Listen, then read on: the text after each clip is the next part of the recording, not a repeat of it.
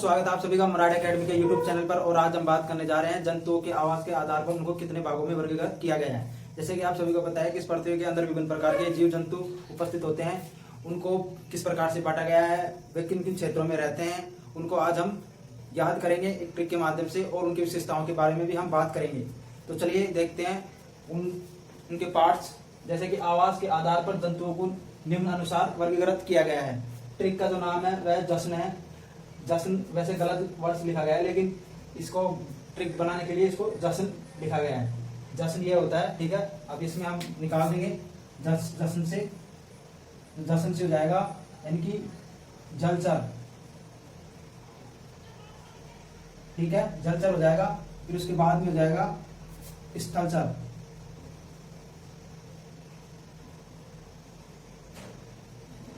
ठीक है दोस्तों। जलचर हो गया, स्थलचर हो गया, और जो लास्ट है वह नभचर, नभचर, ठीक है दोस्तों। तो ये इनको 3 भागों में बांटा गया है। अब बात करते हैं जलचर के बारे में। जलचर क्या क्या होते हैं, इनकी विशेषताएं क्या क्या होती है, ये बात करते हैं। जो जलचर होता है उनको 2 भागों के अंदर बांटा गया है। एक तो होता है लवणीय और एक अलवणीय, और कुछ उभयचर भी होते हैं, ठीक है। तो ये होते हैं लवणीय व अलवणीय, ठीक है, लवणीय।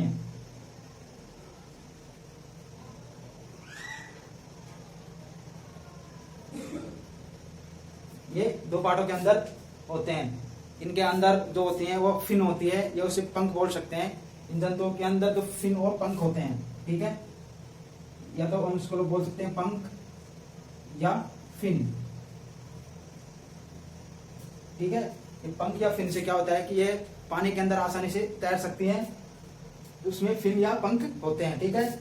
और बात करते हैं इसके और अन्य जानकारी के बारे में। तो जो ये श्वास लेते हैं, ये जो शोषण की प्रक्रिया अपनाते हैं, वे गलफड़े या गिल्स के द्वारा शोषण करते हैं। तो शोषण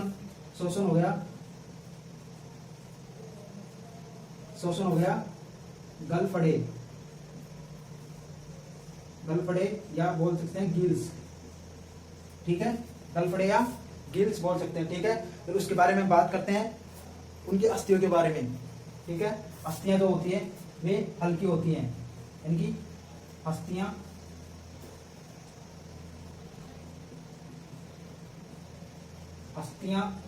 जो होती हैं हल्की होती हैं,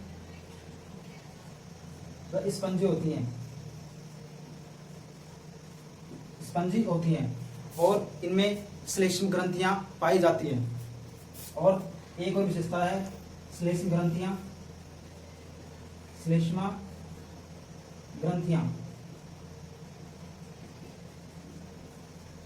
पाई जाती है, ठीक है दोस्तों।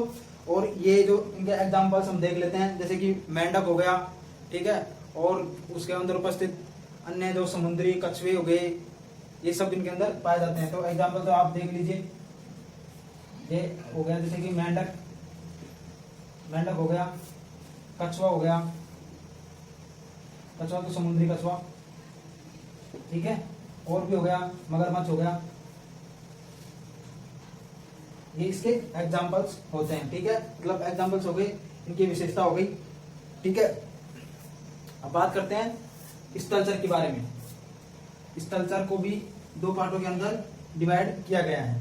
2 पार्ट कौन कौन से हैं, वे पार्ट हैं। एक तो हो गया मरुस्थलीय जंतु, मरुस्थलीय जीव जंतु, ठीक है। दूसरा हो गया शीततीय जंतु, जो ये जहाँ पे बर्फ अधिक होती है उन क्षेत्रों में पाए जाते हैं, ठीक है। तो अब इस स्थलचर के कुछ विशेषताएं के बारे में बात कर लेते हैं। इस जो स्थलीय के अंदर जो मरुस्थलीय होता है, वो मरुस्थलीय की विशेषता क्या होती है, इनके जो पैर होते हैं वे गद्देदार होते हैं। जैसे कि आप देख लीजिए ऊंट के पैर गद्देदार होते हैं, जिससे कि वो मरुस्थल के अंदर चलने में आसानी होती है। और इसके अंग जैसे कि देख लीजिए गद्देदार पैर, ठीक है, गद्देदार पैर हो गए। और इनका जो रंग होता है वह रंग होता है भूरा। रंग भूरा। भूरा क्यों होता है? भूरा इसलिए होता है कि जो वो मरुस्थल में जो मिट्टी होती है उसका रंग भूरा भूरा होता है और उसी के अंदर ये पाए जाते हैं, तो जिससे कि ये शिकारियों जो शिकार करने वाले होते हैं उनसे बचा जा सके। ठीक है, और बात करते हैं इसके बारे में। इनके भूरे रंग हो गए, ठीक है। और इसके जल संग्राहक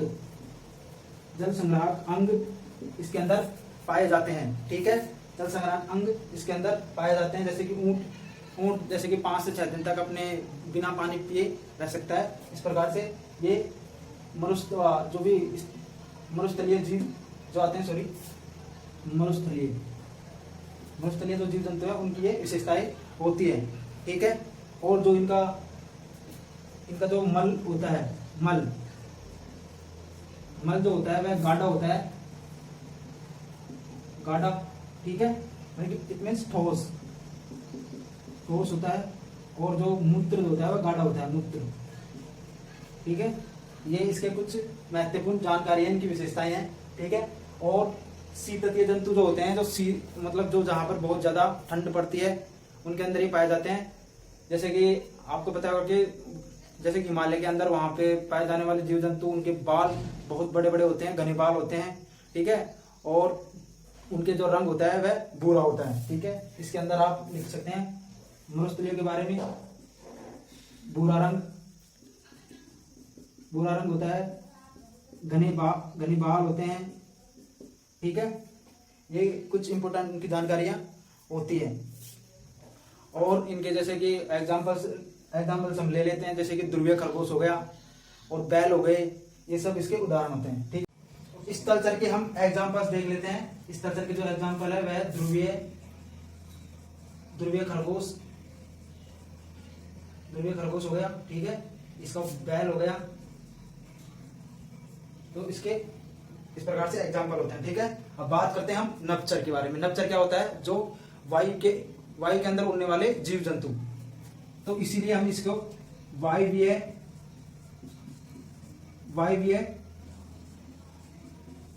जंतु भी कहते हैं, इनको। ठीक है, अब बात करते हैं इनके बारे में।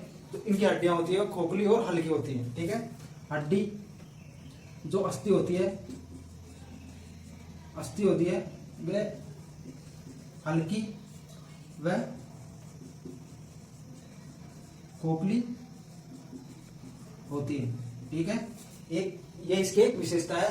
दूसरी विशेषता के बारे में बात करें, दूसरी जो विशेषता होगी वह होगी इनके पंख होते हैं या जो पर होते हैं वे हमारे उसके शरीर को ढके हुए रहते हैं।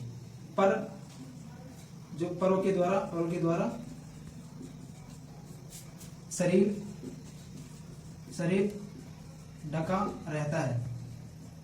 ठीक है, जैसे कि जो शरीर का ताप नियत बना रहता है, नियत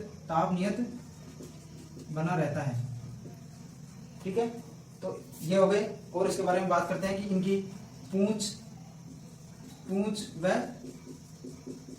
चोंच होती है। ठीक है, ये इसके एक और विशेषता हो गई। तो वायवीय जंतु फैलाते हैं, अस्थि हल्की और खोखली होती है, इसके पर होते हैं उड़ने के लिए और इनका शरीर ढका रहता है जिससे कि ताप नियंत्रण रहता है। ताप नियंत्रण हो गया, पूंछ हो गई, चोंच हो गई। जो पूंछ जो होती है वह हमारे उसके जो शरीर को संतुलन बनाने के लिए होती है। एग्जाम्पल के और इसकी एक और विशेषता देख लीजिए। जो इसकी जो दृष्टि है, दृष्टि जो होती है वह तीव्र होती है। जो स्थलचर है उससे ज्यादा इनकी दृष्टि जो होती है तीव्र होती है। इसी प्रकार से कि जो बाज होते हैं वे आसमान पे उड़ते हुए अपने शिकार को नीचे ढूंढ लेते हैं। तो एग्जाम्पल्स हो गए वे आप सबको बताया कि जैसे तोता हो गया, कबूतर हो गया, ठीक है, मोर हो गया और बाज हो गई एंड ETC। ठीक है दोस्तों, तो आई होप आप सभी को यह समझ में आया होगा। इस प्रकार से हम इनकी विशेषताओं के बारे में अध्ययन कर सकते हैं। तो हमारा वीडियो कैसा लगा, लाइक कीजिए, शेयर कीजिए, सब्सक्राइब कीजिए मुराद एकेडमी चैनल को। धन्यवाद।